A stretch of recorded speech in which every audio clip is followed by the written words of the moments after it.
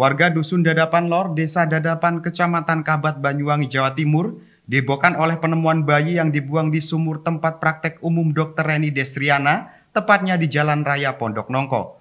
Penemuan bayi tersebut terjadi sekitar pukul 09.00 waktu Indonesia Barat atau saat Dr. Reni Destriana membuka tempat prakteknya.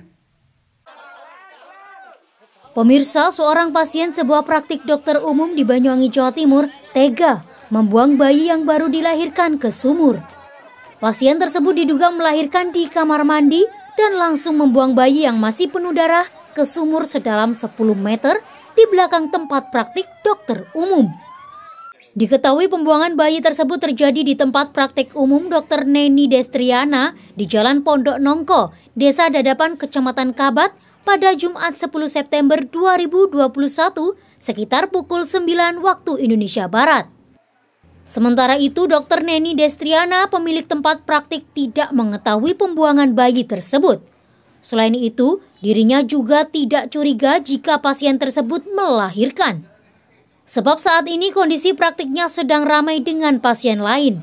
Setelah reda dan sepi, dokter dan sejumlah perawat dan bidan di tempat prakteknya beristirahat.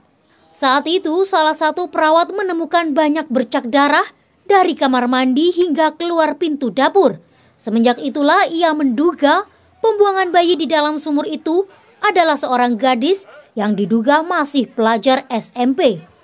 Hal ini diketahui oleh Dr. Reni Destriana setelah dirinya melihat rekaman kamera pengawas atau CCTV.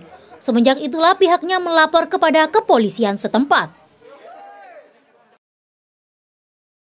Pertama kali daftar langsung minta ke kamar mandi. Terus di kamar mandi lama, 20 menitan lebih di kamar mandi. Jadi kita dahulukan pasien lain-lain dulu, pasien yang lain. Saya kan di tempat periksa jadi enggak tahu ya, enggak ngecek kamar mandi juga. Perawat saya satu, ada Mbak Wahyu ini bidannya satu untuk pendaftaran, juga enggak ke belakang karena memang fokus pasien-pasien yang periksa. Terus pasien sudah reda, pasien ini kita periksa ya keluarnya perut tapi memang udah mencurigakan, nggak mau lurus, tidurnya nggak mau lurus, miring terus kita suntik juga sambil miring juga. Setelah suntik dapat obat terus pulang. Nah pas pasien kita sudah reda, udah sepi, lalu kita mau minum lah ya ke belakang ke dapur. Kok darah semua di lantai itu darah semua. Ditelusuri dari kamar mandi juga, di kamar mandi juga darah semua, sampai bak kamar mandi ya darah juga, banyak darah. Jadi ya satu-satunya ya kita untungnya ada CCTV ya, kita cek dari CCTV baru kelihatan. Memang kelihatan kok bawa bayinya itu kelihatan. Bawa dengan tangan, terus tadinya dibuang ke tempat sampah dulu, masukin ke tempat sampah, terus mungkin merasa kalau kurang aman ya di tempat sampah itu, terus akhirnya buka pintu belakang saya.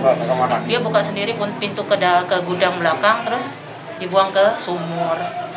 Dia itu kesini sama siapa tuh? Sama Pak Leknya. Cuma itu, suaminya mungkin tadi kelihatan bucin nggak? Enggak, itu masih kemungkinan SMP ya.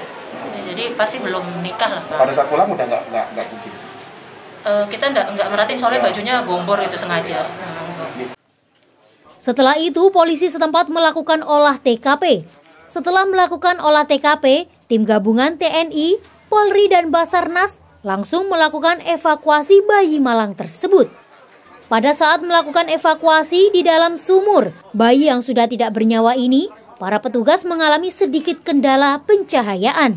Usai berjalan selama 2 jam evakuasi, bayi malang ini pun berhasil diangkat dari bawah sumur. Sementara itu, setelah bayi malang itu berhasil dievakuasi, Kapolresta Banyuwangi, AKBP Nasrun Pasaribu mengatakan bahwasannya bayi yang dibuang ke dalam sumur tersebut berjenis kelamin laki-laki. Pada kesempatan ini, dengan berhasilnya evakuasi, pihaknya akan melakukan pendalaman pemeriksaan. Pihaknya juga akan menindak tegas pelaku pembuangan bayi malang tersebut. Selain menindak pelaku pembuangan, polisi juga akan menindak tegas pelaku yang menghamili gadis tersebut. Menangani suatu kasus persetubuhan, di mana di dalam persetubuhan tersebut yang menjadi korban adalah anak-anak, sehingga mereka ataupun yang bersangkutan korban tersebut membuang janinnya yang berusia 5 bulan. Mengapa sebab ataupun modus operandinya adalah ternyata korban ini diiming-imingi, kemudian orang tuanya disuruh beli rokok untuk melakukan penipuan ataupun perubahan yang tidak sebenarnya terjadi, sehingga disitulah kesempatan daripada pelaku ini untuk melakukan perbuatan persetubuhan.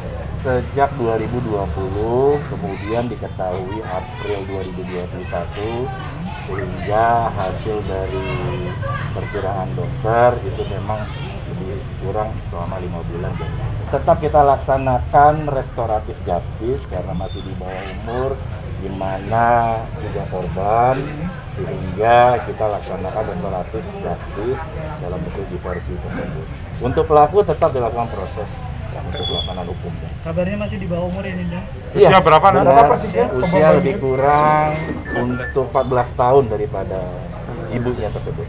Ya, dikhawatirkan karena takut, yang pertama, yang kedua karena merasa sakit dianya, sehingga tidak tahu ternyata telah hamil di dalam perutnya tersebut. Dari Banyuwangi, Jawa Timur, Kiki Hidayat, Banyuwangi 1 TV melaporkan.